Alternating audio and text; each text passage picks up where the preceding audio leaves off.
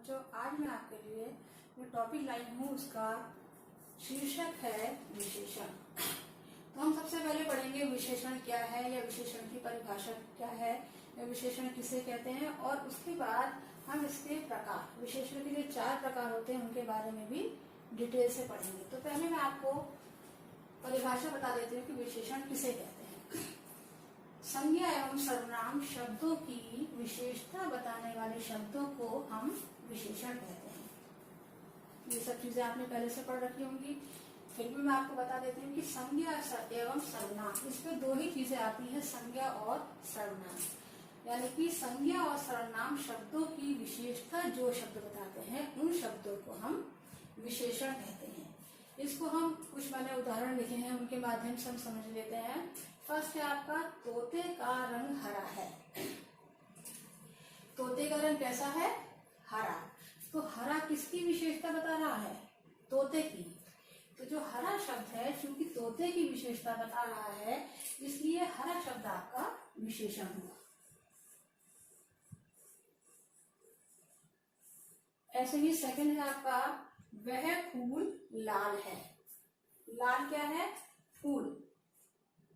विशेषता कौन सा शब्द बता रहा है? फूल की विशेषता कौन बता रहा है? लाल। यानी कि जो लाल है वो आपका, चूंकि फूल की विशेषता बता रहा है, किसी चीज की विशेषता बता रहा है, इसलिए जो लाल शब्द ही आपका विशेषण होगा।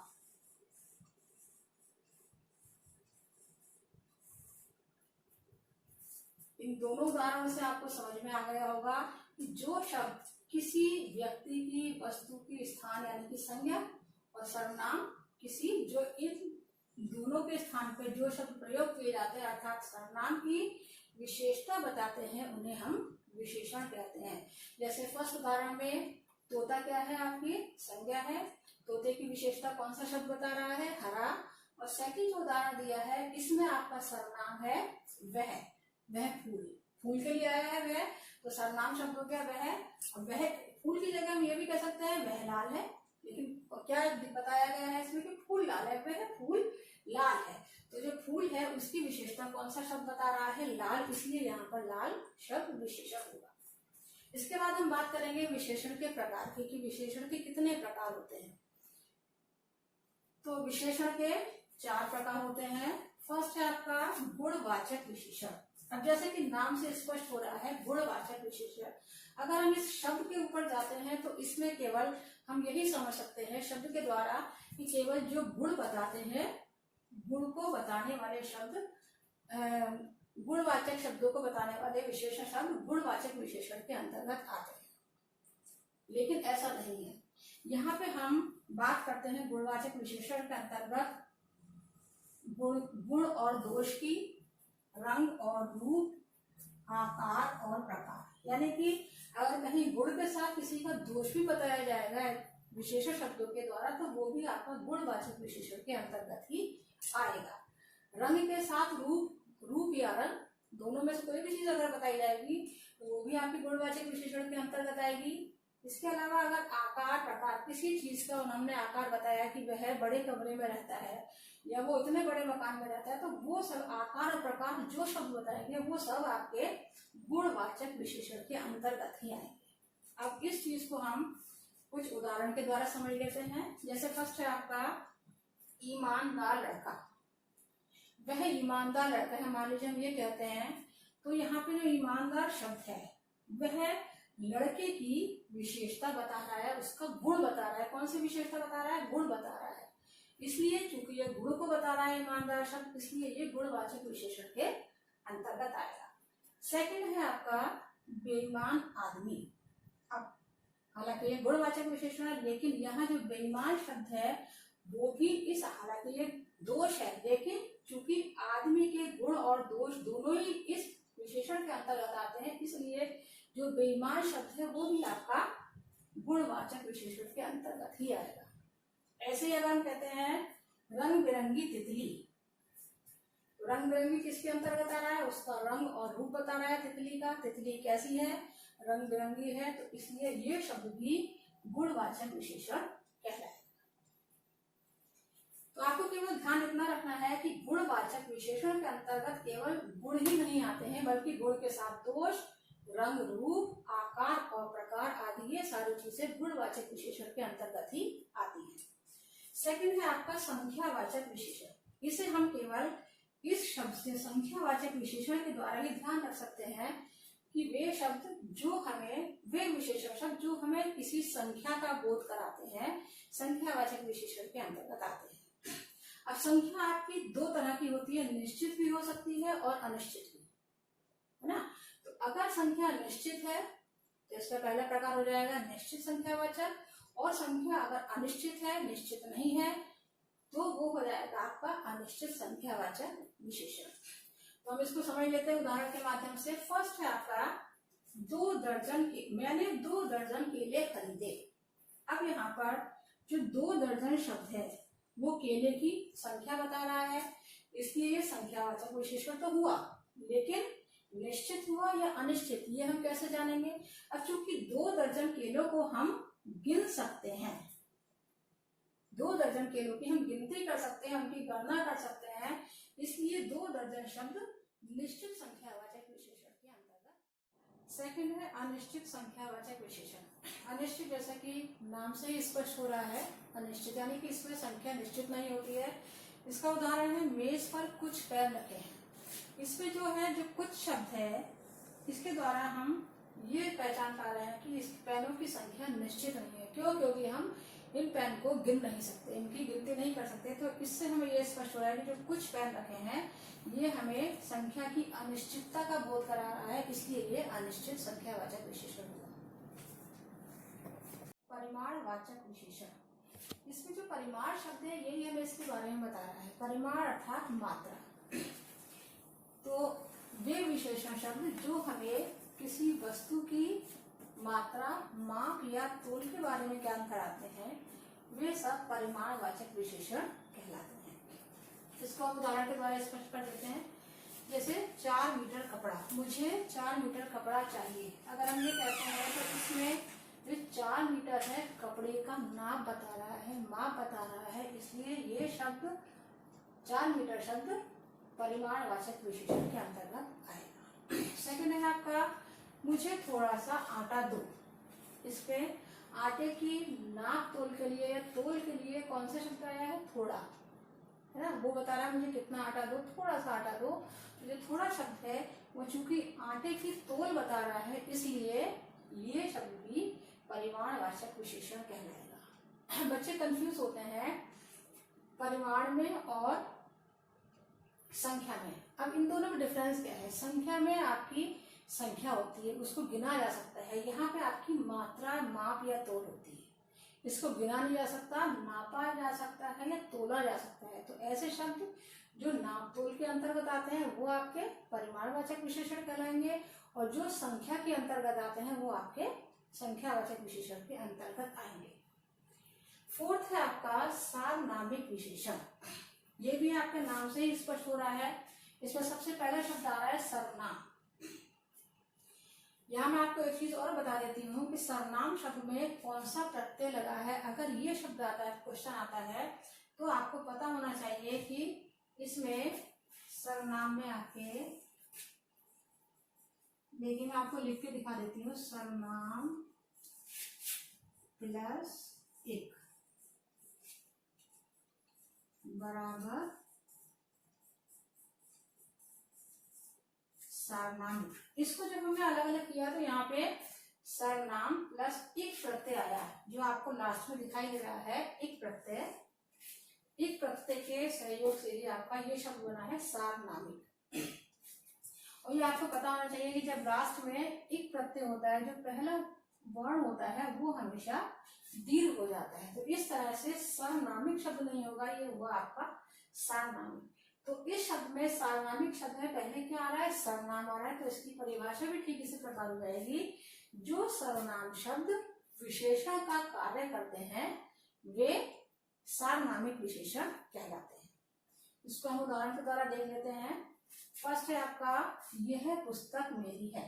एक चीज और बता दूं मैं आपको, इन उदाहरणों की एक विशेषता होती है जिससे आप बिल्कुल आंख बंद करके पहचान सकते हैं। वो ये है कि सबसे पहले इसमें सर्वनाम आता है और उसके बाद संज्ञा आती है। तो आप बिल्कुल ये चेक कर लें कि अगर सर्वनाम है, सर्वनाम के बाद कोई भी संज्ञा शब्द है, इसका मतलब वो विशेषण का कोई भी प्रकार नहीं है, केवल सार्वनामिक विशेषण ही है। इसमें कंफ्यूजन वाली कोई बात नहीं है। तो यह पुस्तक मेरी है में सबसे पहले सर्वनाम आया है, उसके बाद संज्ञा है। इसका मतलब ये कौन सा विशेषण हुआ? सार्वनामिक विशेषण। यहाँ सर्वनाम विशेषण का कार्य कर रहा है पुस्तक के लिए, इसलिए ये सार्वनामिक विशेषण कहलाएगा। सेकंड है आपका वह घर मेरा है। सेम स्थिति इसमें भी है। इसमें जो पहला शब्द है वो आपका सर्वनाम है और उसके बाद संज्ञा शब्द आया है घर, और चूंकि सर्वनाम घर के लिए विशेषण का कार्य कर रहा है, इसलिए ये सार्वनामिक विशेषण कहलाएगा। ये बच्चों आपका कंप्लीट हो गया विशेषण और विशेषण के प्रकार। इसमें आपको मैं फिर से एक बार रिवाइज करा देती हूँ कि विशेषण किसे कहते हैं? जो शब्द संज्ञा और सर्वनाम शब्दों की विशेषता बताते हैं वो विशेषण कहलाते हैं। और विशेषण के प्रकार की अगर हम बात करें तो इसके 4 प्रकार होते हैं। फर्स्ट है आपका गुणवाचक विशेषण, जिसमें आपके न केवल गुण आते हैं बल्कि गुण के साथ दोष, रंग, रूप, आकार, प्रकार, ये सारी चीजें आपकी गुणवाचक विशेषण के अंतर्गत ही आती है। सेकंड है आपका संख्यावाचक विशेषण। ये भी नाम से स्पष्ट हो रहा होगा, जिसमें हमें संख्या का ज्ञान होता है, वो आपका संख्यावाचक विशेषण कहलाता है। अब अगर संख्या आपकी निश्चित है तो वो निश्चित संख्यावाचक, और अगर संख्या अनिश्चित है तो वो अनिश्चित संख्यावाचक। थर्ड आपका यही परिमाणवाचक विशेषण, इसमें मात्रा, नाप या तोल, इन चीजों का ज्ञान होता है, इसीलिए इसे हम परिमाणवाचक विशेषण के नाम से जानते हैं। और फोर्थ है आपका सार्वनामिक विशेषण। इसमें सर्वनाम सबसे पहले होता है, उसके बाद संज्ञा होती है। तो चूंकि सर्वनाम विशेषण का कार्य करता है, इसलिए हम उसे सार्वनामिक विशेषण कहते हैं। इसके बाद इसी से मिलता जुलता एक छोटा सा टॉपिक है आपका प्रविशेषण। प्रविशेषण शब्द किससे बना है? विशेषण में जब हमने प्र उपसर्ग लगा दिया तो आपका बना प्रविशेषण। इसका अर्थ अगर हम देखें या इसकी परिभाषा देखें तो वो है कि जो शब्द विशेषण की भी विशेषता बताते हैं वो प्रविशेषण कहलाते हैं। इसके उदाहरण में मैं आपको वही उदाहरण दूंगी जो मैंने आपको विशेषण में दिए थे, जिससे आपके लिए समझना इजी हो जाएगा। फर्स्ट है आपका वह फूल गहरा लाल है। वहां हमने लिखा था कि वह फूल लाल है, वहां विशेषण शब्द था लाल। अब यहाँ हमें क्या देखना है? जो शब्द विशेषण की भी विशेषता बताए, तो विशेषण आपका है लाल, विशेषण की विशेषता कौन बता रहा है? गहरा। तो गहरा शब्द क्या हुआ? प्रविशेषण, और लाल आपका विशेषण। सेकंड है आपका तोते का रंग हल्का हरा है। यहाँ पे भी वही सेम स्थिति है। जो हरा है वो आपने लिखा था पहले विशेषण था, और हरे की भी विशेषता कौन सा शब्द बता रहा है? हल्का, हल्का हरा। चाहे हल्का हरा हो, गहरा हरा हो, नीला, इस तरह के जो भी शब्द विशेषण से पूर्व आएंगे वो सभी प्रविशेषण कहलाएंगे। करेंगे विशेषण की अवस्थाओं की। विशेषण की कितनी अवस्थाएं हैं? विशेषण की बच्चों 3 अवस्थाएं होती हैं। फर्स्ट है आपकी मूल अवस्था, सेकंड उत्तरावस्था, और थर्ड उत्तम अवस्था। अगर आप देखेंगे तो पहला शब्द है मूल अवस्था। इसकी अगर हम परिभाषा की बात करें तो मूल अवस्था का अर्थ है जिसमें विशेष्य अपनी मूल अवस्था में रहता है, अर्थात इसमें किसी प्रकार की किसी से भी कोई तुलना नहीं की जाती, तो वो अवस्था मूल अवस्था कहलाती है। जैसे कि उदाहरण देख लीजिए आप, नीचे लिखा है मैंने सीता सुंदर है। ये मूल अवस्था का उदाहरण है, इसमें सीता की तुलना किसी से भी नहीं की गई है, केवल कहा गया है कि सीता सुंदर है। तो ये हुई मूल अवस्था। सेकंड है उत्तरावस्था। उत्तरावस्था में किन्हीं 2 व्यक्तियों, 2 वस्तुओं के, 2 प्राणियों के आपस में तुलना की जाती है। जैसे कि राम श्याम से अधिक श्रेष्ठ है, या राम श्याम से श्रेष्ठ है, ये होगी उत्तरावस्था। जैसे मैंने यहाँ लिखा है कि सीता रीता से श्रेष्ठ है, यहाँ पे 2 लोगों की तुलना हुई है, सीता और रीता की। तो रीता से ज्यादा श्रेष्ठ कौन है? सीता। तो उत्तर अवस्था में 2 लोगों की या 2 व्यक्तियों की, 2 प्राणियों के बीच में तुलना होती है, वो आपकी उत्तर अवस्था कहलाती है। अब जैसा कि तीसरी अवस्था है उत्तम अवस्था। उत्तम अर्थात सबसे अधिक श्रेष्ठ अवस्था उत्तम अवस्था कहलाती है। इसका अर्थ है कि इसकी परिभाषा ये होगी कि इसमें दो अनेक में से किसी एक को जब श्रेष्ठ बताया जाता है, या बहुत ज्यादा में से किसी एक को श्रेष्ठ बताया जाता है, या पूरे समूह में से जब किसी एक को सर्वश्रेष्ठ कहा जाता है, तो वो विशेष्य की उत्तम अवस्था कहलाती है। जैसे नीलम सबसे अधिक सुंदर है। जितने भी बच्चे हैं उन सब में नीलम सबसे अधिक सुंदर है। ये हुई विशेषण की उत्तम अवस्था, यानी कि सब में से ज्यादा सुंदर नीलम है, इसलिए ये उत्तम अवस्था के अंतर्गत आएगा। अब मैं आपको ये बता दूं, अब हमारे एग्जाम में कुछ शब्द आते हैं, उसमें ये कहा जाता है कि ये मूल अवस्था के शब्द हैं, इनको आप उत्तर अवस्था और उत्तम अवस्था में परिवर्तित करिए, या उत्तम अवस्था के शब्द दिए तो उसको आप उत्तर अवस्था में परिवर्तित करिए। तो वो आपको पता होना चाहिए कि किस अवस्था में के शब्दों को हम किस प्रकार के शब्द लगा करके, शब्दांश लगा करके उसे अवस्थाओं में परिवर्तित करते हैं। यदि आपको मूल अवस्था का शब्द दिए गए हैं, जैसे मूल अवस्था में है शब्द आपका निम्न, तो उत्तर अवस्था में इसका शब्द क्या बनेगा? निम्नतर। यानी यहाँ पर तर शब्दांश लग करके निम्नतर शब्द बन जाएगा। इसे आप याद रखने के लिए इसके ब्रैकेट में भी इसको लिख सकते हैं। और यहाँ पे क्या बनेगा?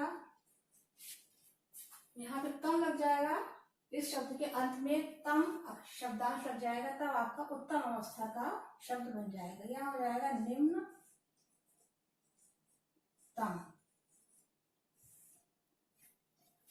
सेकंड आपका है श्रेष्ठ। यहाँ अगर हम तर लगा देंगे उत्तर अवस्था में, तो आपको बनेगा श्रेष्ठ तर। ऐसे ही उत्तम अवस्था में इस शब्द को जब लिखेंगे तो बनेगा आपका श्रेष्ठ तम। इसी प्रकार दूसरा हम देखते हैं, थर्ड नंबर का, सॉरी, उच्च। उच्च को अगर उत्तर अवस्था में परिवर्तित करना होगा तो हम इसके अंत में लगाएंगे तर, शब्द बनेगा आपका उच्चतर। उसके बाद उत्तम अवस्था में परिवर्तित करने के लिए क्या लगाएंगे?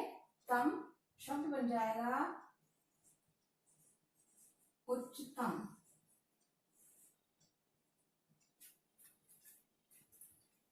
फिर है आपका लघु, इसका बनेगा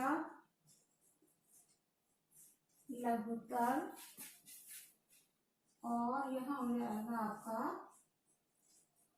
लघुतम।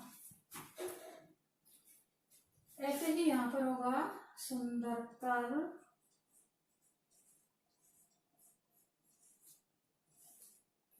हो गया, सॉरी, इसको हम कर की जगह तर, और उसके बाद है आपका सुंदरतम।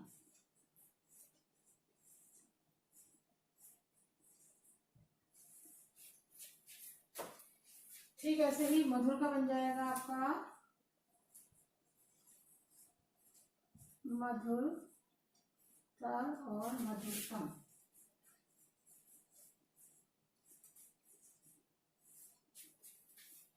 तो अगर कोई आपको मूल अवस्था के शब्द दिए हैं, उनको उत्तर अवस्था और उत्तम अवस्था में लिखना है, तब आपको ध्यान रखना है कि उत्तर अवस्था में परिवर्तित करने के लिए अंत में हम तर लगाएंगे, और उत्तम अवस्था में बदलने के लिए अंत में हम तम लगाएंगे। और इस तरह से जो भी आपका मूल अवस्था का शब्द दिया है, उसको ये दोनों शब्द लगा करके आप अलग अलग अवस्थाओं में उसे परिवर्तित करके लिख सकते हैं। और उदाहरण के द्वारा आप ये समझ ही गए होंगे कि ये आपकी मूल अवस्था है, ये आपकी उत्तर अवस्था है, और ये आपकी उत्तम अवस्था। आज हमने जो टॉपिक पढ़े हैं उनमें है आपका विशेषण, विशेषण के प्रकार, विशेषण की अवस्थाएं और प्रविशेषण। अगला टॉपिक हम लोग पढ़ेंगे क्रिया विशेषण और उसके प्रकार। तब तक के लिए स्वस्थ रहें।